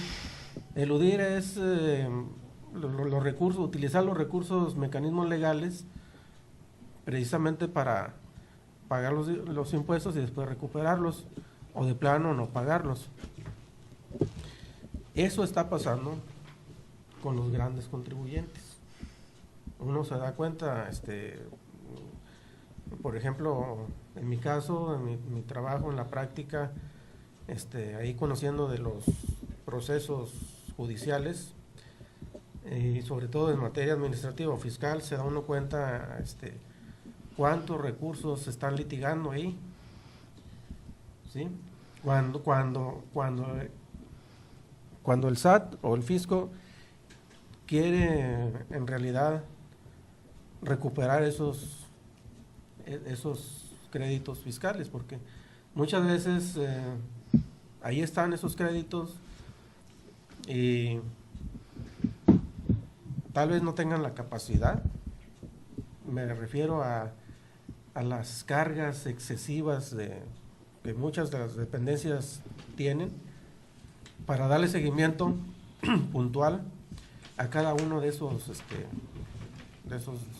deudores, porque aparte de que se fuga el recurso económico, como lo mencioné al principio, a través de las exenciones o privilegios, en el cobro de las contribuciones que tienen que pagar estos grandes contribuyentes, ahí existe eso. Si no la evasión fiscal, porque eso ya estamos hablando de un delito, pero sí la ilusión. O sea, los mecanismos administrativos y legales, ¿para qué? Para o no pagar el impuesto, o una vez pagado después recuperarlo, como lo dijo Raúl, a través de los donativos, y después se deduce cuando el donativo no es propio. No me consta, pero bueno, sería un ejemplo claro de las formas de eludir el pago de los impuestos o beneficiarse con ciertos mecanismos y recuperar una gran cantidad de esos impuestos que se han pagado. No nomás es la cuestión de las donaciones que decías ahí, también en otras investigaciones periodísticas hemos visto, y aquí está alguien que ocupó, por ejemplo, Profeco, las grandes empresas que tienen mucho dinero y más de estas telefonías celulares, pues hacen robos así a la plena luz del día, en tus planes, en esto, al poner la queja y ganarles tú y Profeco imponerles una aplicación, una infracción se llama, ¿verdad? Una multa o infracción. Una multa, 15,000, 30,000 pesos. Ellos se van y se amparan contra esa multa y la pelean. ¿Por qué? Porque están ganando doble. Porque se quitan la multa, el jurídico es también lo que les cobra el jurídico, ellos lo quitan del impuesto. Se lo ponen, es deducible. Es deducible de impuesto. Entonces, pues no hay manera. Aquí una empresa mayor, de la que sea, pues gana al 100%. O sea, que eso es lo que no se ha puesto en México a ver, de que si yo produzco este mecanismo, ¿sí? Cuando yo lo venda aquí o en el extranjero y a mí me cueste 5 centavos hacerlo, y yo lo voy a vender en el extranjero y le voy a ganar el 80%, pues no está viendo el legislativo, ni el ejecutivo, ni nadie, pues cuánto le está quedando a México que yo lo produzca aquí. Si ya en el pago de salarios, de hacerle esto, el otro, ya ponerlo bonito, y ya el envío de Estados Unidos me cuesta 5 centavos, pero allá lo estoy vendiendo a 10 pesos, pues no se valora aquí, en lo que hemos visto en la mesa, en cuánto le está quedando al productor de esta pluma para que se quede aquí en México. Creo que ahí es donde está el meollo de todo, en decir, bueno, pues si a ti te cuesta 5 centavos, lo mandas allá y le estás ganando 9.85, pues no, fíjate que no, pues aquí debe de quedar 4 pesos, aquí en México. Y eso es lo que está pasando y lo que nos está hundiendo. Yo me acuerdo en los años 60 y 70, en los años 60 y en los años 70, y no me va a dejar engañar aquí el doctor, antes le decía a los comerciantes, iba al partido y queremos que participes para próximo presidente municipal, ándale, no, órale, te invitamos, y participaba. Era la ciudadanía la que iba a la presidencia, era como Acapulco, estaba reluciendo. Hoy la política ya es una industria, porque de diputados pasan a senadores, de senadores a gobernadores y de gobernadores otra vez a diputados, y ya es una industria en la que no podemos acabar. Más que una industria, para mí es un modo operandi, también me gustaría señalar. Es una cuestión que quería comentar, lo del INE. En efecto, el INE recibe, y los partidos políticos, una cantidad estratosférica de recursos públicos. Sin embargo, es correcto. Yo soy de la idea en que soy fiel seguidor de que se debe desaparecer el recurso hacia los partidos políticos, y deben de ellos de sufragar sus campañas como debe de ser. Porque el recurso público es para todos, para la sociedad en general. Si ellos quieren conglomerarse con sus propias aportaciones, sufragar sus propios gastos de operación, y con todo gusto eso es lo adecuado, porque es un presupuesto que debe de darse uso para los fines que se ha recolectado. Déjame hacer una moción a lo que dice, solamente para abundar sobre el tema. El propósito de que se haya legislado y en relación a las aportaciones del dinero público a los partidos políticos fue para lograr 2 cosas que no se han logrado. Una de ellas es evitar el dinero mal habido, otra es evitar el dinero del narco. Y no es el mismo el dinero mal habido que el dinero del narco. Son 2 cosas distintas, una tiene otros orígenes. A pesar de que se les dan estos 8,000 millones de pesos, estos 2 supuestos que se pensaba eliminar se siguen dando. Por lo tanto, en los hechos está demostrado que el pagar la democracia en México, esta democracia más cara del mundo, no ha logrado el recurso público utilizado, no ha logrado eliminar las otras 2 causas que fueron las que dieron origen a Ok, Raúl, para lo que dame permiso primero, ahora sí, porque me abrió el paso el doctor, y casi nunca le abundo al doctor en estas cuestiones. Los partidos políticos a cada militante les cobran cierta cantidad, y según el puesto que tengan es la pedrada. Entonces, si todavía le da el INE dinero y todavía los presidentes reciben cantidades estratosféricas de toda la república, de sus militantes, pues oye, conviene ser presidente de cualquier partido. Entonces México viene siendo un sistema, un régimen multipartidista, ya no neoliberalista.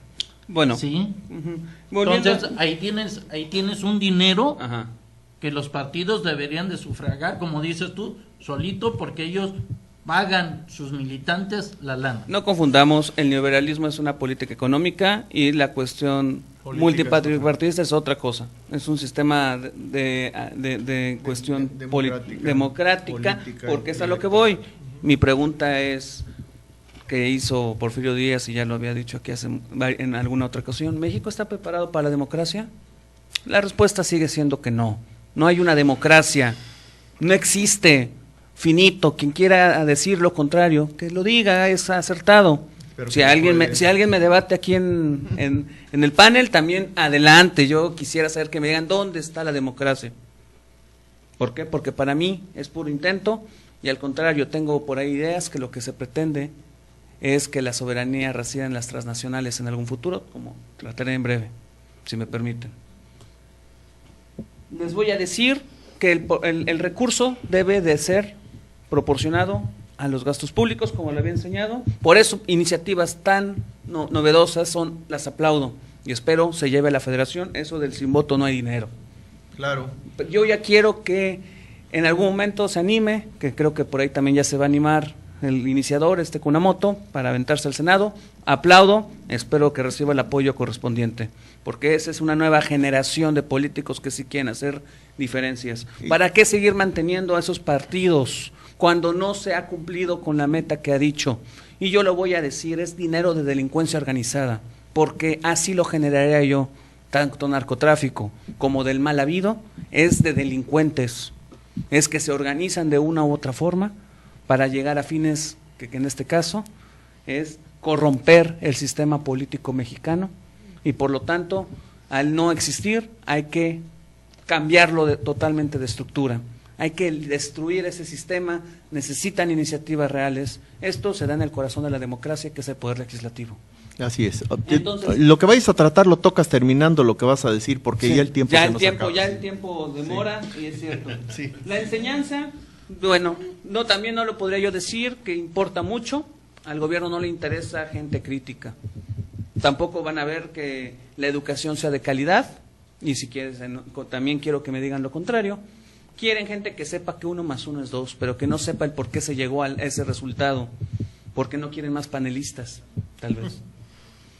Porque eso estorba. La ignorancia es un muy buen método de control social también. Lo ha sido desde la conquista. Entonces, entre ya vimos la pobreza, ya vemos otro, el miedo con la delincuencia organizada que tocó, pues ya la gente tiene miedo de invertir, Sí. La gente tiene mucho pánico de iniciar un negocio, posiblemente inclusive ayude, ¿no?, al gobierno para poder de una u otra forma tener controlada a la gente. Porque la gente que quiere invertir y quiere más dinero, pues, evidentemente representa un problema para los que ya existen y los que no quieren soltar los beneficios que conlleva, beneficios económicos y políticos. De acuerdo. Entonces Vamos. el hambre es un negocio a modo. ¿El hambre? ¿La ignorancia? Claro, por supuesto. El miedo también es un negociazo. Realmente no veo un interés legítimo en poder terminar esto. Y bueno, voy a tratar el tema que venía a comentarle el día de hoy, que era el proyecto 2030. No sé si ya los compañeros ya habían tenido la oportunidad de escuchar el mismo. Es un proyecto que sacó el presidente Calderón con el equipo de transición, pero lo hizo con mucha gente de un grupo. Quiero acotar.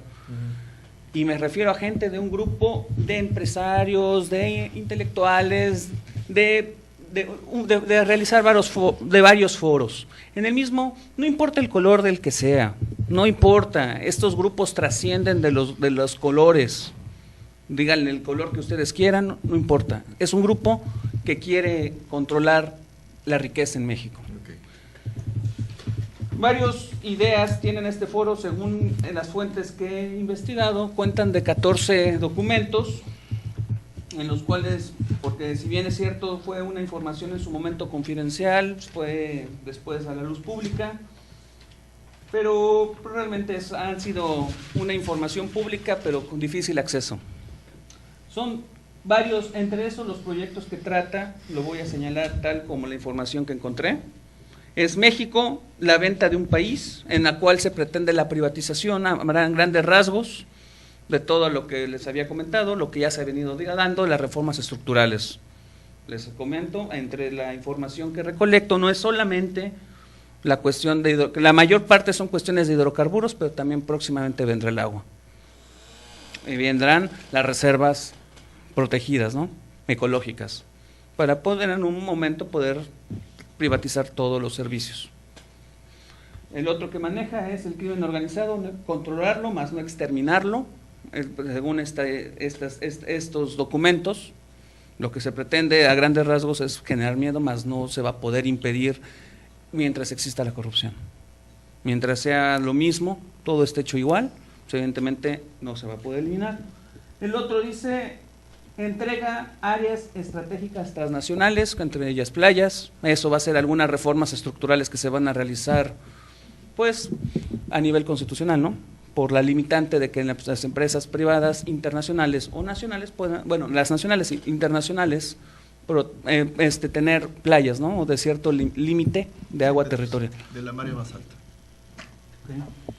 Desmantelar la seguridad social, ya hay algunos que ya se han visto y unos que economistas consideran que el próximo año lo que va a venir va a ser que le van a pegar a las Afores. Va a ser un medio de rescate, entre otras circunstancias que pues ahora por ahí se irán dando. La venta total de las reformas de la biosfera, pues ya es otro tema que tratan, insisto. Y al final la pérdida de la soberanía nacional, la entrega al gobierno estadounidense, lo que es el control del gobierno federal. Eso es lo que plantean estos documentos. Y ese es un documento generado en la administración del panista, del presidente Calderón, pero aquí vale la pena preguntar, ¿cuál es la trascendencia que ha tenido este documento de entonces para acá? Hasta la fecha en la cuestión ya podemos ver que se dieron las reformas energéticas, ya no fue de otro color, fue el presidente Peña Nieto, fue el que las pudo ya complementar, pero el trabajo ya se estaba generando desde grupos desde anterior. ¿Qué está viendo? Son ejes de Estado de Derecho, economía competitiva y generadora de empleos, igualdad de oportunidades, hablan de la desaparición de los sindicatos en algún momento de aquí a 20 años. Quiero decir que esto es una cuestión transgeneracional que no obedece a una cuestión de ahorita, ni de que va a ser de 5 años para acá, ni se ha dado, Esto todavía es un mecanismo que todavía se sigue. Es una tendencia, ¿no? Podríamos llamarlo así. En la cual se va a dar ahora sí la libertad completa, un libre comercio, ¿no? En la cual, ya no existiría como tal. Y la pérdida de la soberanía. Al final dicen que ya las tomas de decisiones ya no va a ser. Y tristemente no veo que esto vaya caminando en sentido contrario, puesto que, si bien es cierto, van caminando las reformas, ¿no? Estructurales, ya se acabó con ya la gente olvidó la de los hidrocarburos y ahora que viene la energética. Les comento esto por lo que es del contenido de la misma, en la cual, van a existir ya un nuevo mecanismo de personalidad que va a tener lo que es la CFE. Simplemente sabremos en qué momento lo destapan, en la cual, ya va a ser liberado al comercio la cuestión mediante filiales. Ya no va a ser FE como personalidad jurídica, como proveedora de servicios. Va a mantener como distribuidora, pero así a grandes rasgos, les voy a decir lo que conlleva esto en 2 minutos. Conlleva a que quienes van a vender la energía van a ser filiales, que son empresas privadas a las cuales quien va a ser el suministrador sigue siendo CFE, empresa básica. Pero uno como destino final de compra va a ser con las filiales. Por ahí se maneja que va a haber una filial de CFE también, va a haber su filial con la cual ahí va a presentarse un problema, porque a ellos les van a dejar toda la cartera vencida de los que hasta ahorita deudan CFE. Los que deben su recibo y todos los que no han pagado, esa filial como empresa ya privada va a tener que pagar la cartera vencida. Así quedó, y eso va a ser mediante impuestos. Los impuestos va a ser un rescate que entonces, ahí les digo, lo que yo creo que va a ser una herencia del presente gobierno al que sigue. Va a ser cuando no sé si se la vayan a guardar de último minuto para evitar problemas, porque creo que a nadie le va a gustar que le diga que, entre otros factores, adiós subvención gubernamental. Aumentan los impuestos, se va a desaparecer la figura que anteriormente subsidiaba. El subsidio gubernamental va a desaparecer. Ya no lo van a ver, según por lo que he podido analizar de la propia reforma energética. Eso es ¿por qué? Porque ya es una cuestión privada, ¿no?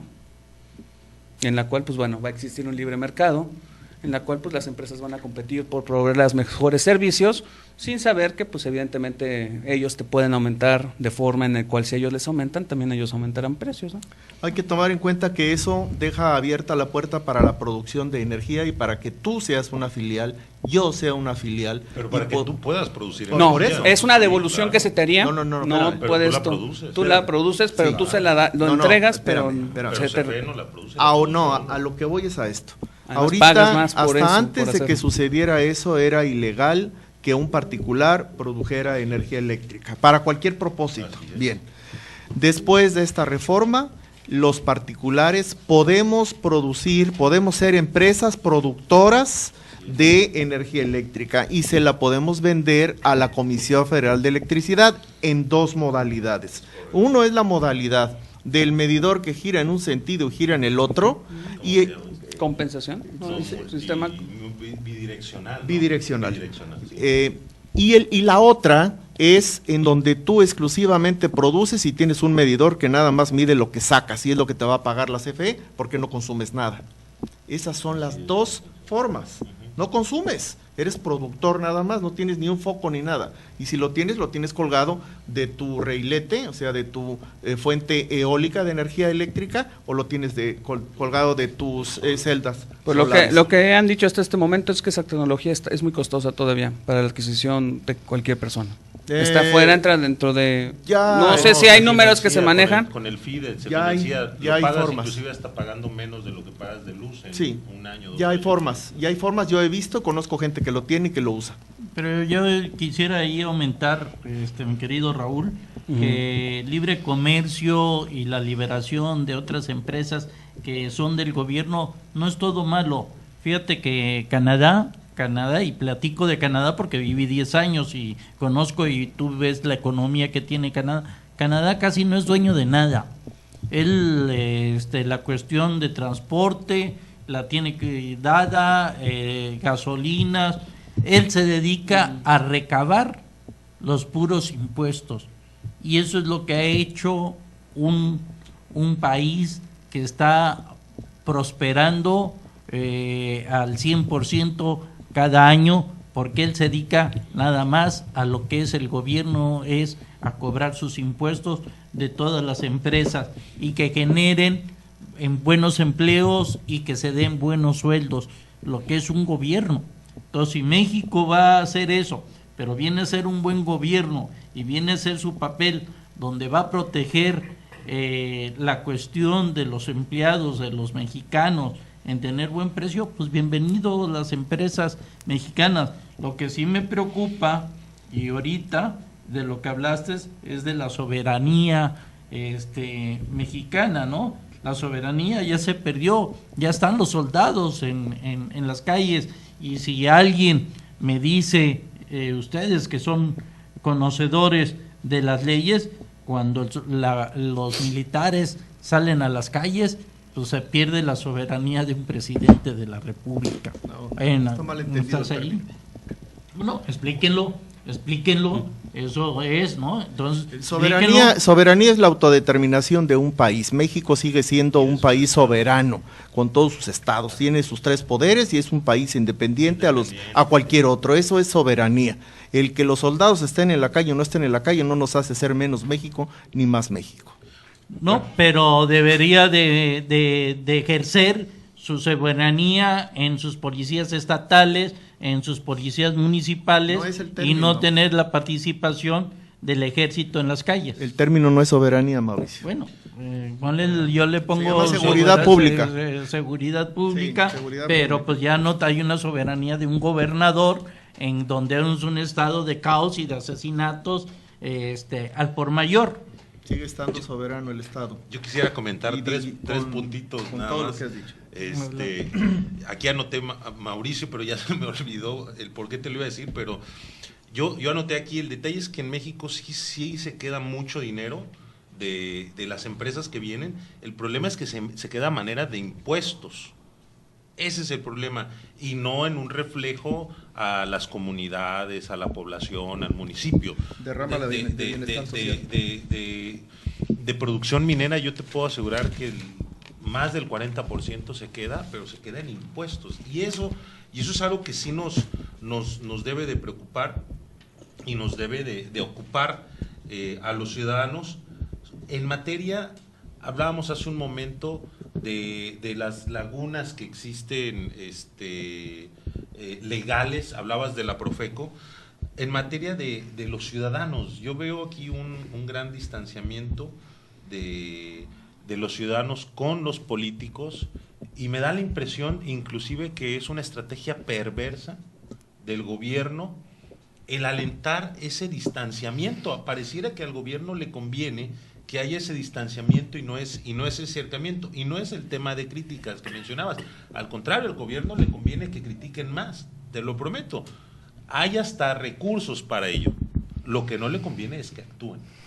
Que un ciudadano esté gritando, que esté manifestándose, no hay problema para un gobierno. Hay problema cuando el ciudadano actúa, investiga, demanda, cuando procede ya de una manera más proactiva y no como hasta este momento. Y más formal, ¿no? Y más formal. Ahorita de quejosos y de personas que tienen intenciones, pues hay muchísimas. Y pareciera, repito, que eso le conviene al gobierno. Coincido en que los partidos deben de financiarse solos, por supuesto que sí, y así el INE quedaría con alrededor de 2,000 millones de pesos, que no es mucho. Para una institución a nivel nacional, obras públicas del gobierno del estado recibe 5,000 millones de pesos, SEDATU y Sedesol reciben 3,000 millones de pesos en Guerrero nada más. Es decir, aquí el tema, yo iría más bien a los partidos políticos que reciben un recurso muy importante, pero además no se les fiscaliza.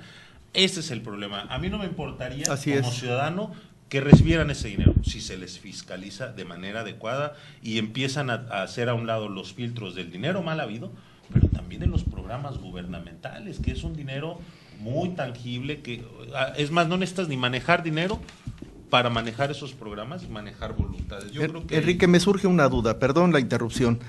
Hablaste de que en la cuestión minera, en este caso especial que has puesto como ejemplo, el 40% se queda en impuestos, pero no, más o menos, pero no hay una derrama social, de beneficio social directo, vamos a llamarle de alguna manera. Esa es la estructura legal que hay. Lo entiendo, pero vaya, si no existe esa derrama de beneficio social directo en las comunidades o en las áreas en donde está establecida la empresa, sí existe el beneficio de forma indirecta y claro. Explico, lo indirecto sería ese 40% o más o menos que se queda en impuestos. Eso se queda para que el mismo gobierno lo administre y lo pueda regresar a la comunidad con beneficios sustanciales, tangibles. Si no lo hace es que hay un problema de administración, pero no de que porque la empresa no esté dejando recursos. Es lo que quise dejar claro nada más. Exactamente, clarificaste mi opinión, porque sí queda dinero, se queda el gobierno, pero ni siquiera se distribuye de manera adecuada, se va a la federación, entonces solamente un 5% por ahí, y lo que es el predial es lo que queda aquí en Acapulco. En Acapulco, perdón, en la localidad o en la comunidad donde corresponde. Por último, yo celebro mucho, y este es un tema para mí muy apasionante, celebro mucho el proyecto de Kumamoto y creo que debe de impulsarse más. Pero ojo, yo creo que ahí debemos de tener mucho cuidado. No debemos de eliminar a los partidos políticos. Los partidos políticos tienen una razón elemental que más bien los ciudadanos, creo, debemos empoderarnos en los partidos políticos, de tal manera que no sean los partidos que se empoderen de las candidaturas independientes, de los candidatos ciudadanos. Kumamoto es un caso fundamental, pero tenemos un Bronco que yo creo que generó más expectativas que las que realmente está dando en Nuevo León. Tenemos un Cuauhtémoc Blanco, que a pesar de que yo le voy a la América, pero estoy totalmente en contra de la gestión, que inician o van con una bandera ciudadana. Entonces yo creo que sí es importante que podamos defender a los partidos en el estricto sentido de lo que marca o el espíritu por el que son instituciones para los ciudadanos, para que se formen los ciudadanos y para que puedan acceder al poder. Con una observación que sería fundamental: si lográsemos que los partidos políticos dejasen de ser un negocio para quienes se vuelven dueños del partido político, que es justamente lo que tú estás diciendo. O sea, aquí tenemos a Dante Delgado, que tiene su negocio fincado para el resto de su vida, tenemos a Morena, al Verde, etcétera. O sea, hay franquicias en donde el presidente del partido es eterno. O sea, ahí no hay ¿Qué le conviene al presidente? Pues que los ciudadanos estén alejados, haciendo corajes, lo que tú quieras, pero que no se acerquen a los partidos. Yo creo que... ¿Por qué no tenemos un partido político, tú o yo? Porque no hemos No, primero porque no nos lo hemos propuesto. En segundo lugar, porque no hemos cubierto los requisitos del número determinado de asambleas, etcétera. El día que lo hagamos, recibiremos una tajada de esos 6,000 millones de pesos y haremos lo mismo que hace Dante, que hace Andrés Manuel y que hacen los del Verde y que hacen los de muchos otros partidos, que simplemente colectan y simulan. Y simulan, que es lo peor. O sea, no son activos políticos a favor de México. Eso es lo que tenemos que acabar. Que los partidos políticos no desaparezcan, no, pero que sean auténticos partidos políticos con una función determinada y benéfica para el pueblo. La función determinada que dice él es que la debería de ser pagada por los propios militantes, por los propios militantes y funcionarios, nada más, nada, no como dicen que el voto, el que tenga más votos se le dé dinero. Yo digo que la partida de ese dinero no debe ser. Tenemos un debe ser minuto, sustentado por los militantes. Un minuto. Sí. No debería de perderse el color del partido ya cuando ocupen los cargos públicos. De acuerdo. No, bueno. Terminamos. Tenemos un minuto para todo, ¿eh? Estamos terminando. ¿Ya algo más que quieras agregar? Ernesto, por favor. Pues sí, muchas gracias por todo. Muy buena discusión que hubo en esta mesa. Y pues agradecer todo al público que estuvo atento. Y pues queda pendiente todavía porque este tema de la economía, de la política es muy complejo. No, y hombre, creo que pero no por abordamos supuesto. No, ni siquiera la punta del iceberg Así hemos es. visto, ¿no? Bien, quiero decirle a usted que la tarde de hoy iniciamos transmisiones por Facebook Live. Le agradecemos a las 500 personas a quien tenemos en línea en este momento a través de Facebook Live su mirada, por supuesto a usted que lo hace a través de la señal de TV Acapulco, también se lo agradecemos y obviamente le agradecemos a nuestros invitados, al licenciado Ernesto Fernández Rodríguez, al licenciado Enrique Castro Soto y al licenciado Raúl Fernando López Hernández, y a nombre de Mauricio García yo le agradezco a usted que nos haya acompañado la tarde de hoy. Lo invito a que lo haga una vez más el próximo martes a las 18:06 de la tarde en un programa más de Libre Opinión. Hasta entonces, que tenga usted una estupenda semana. tvacapulco.com presentó Libre Opinión, foro de expresión sin ataduras, con la visión siempre veraz del ciudadano.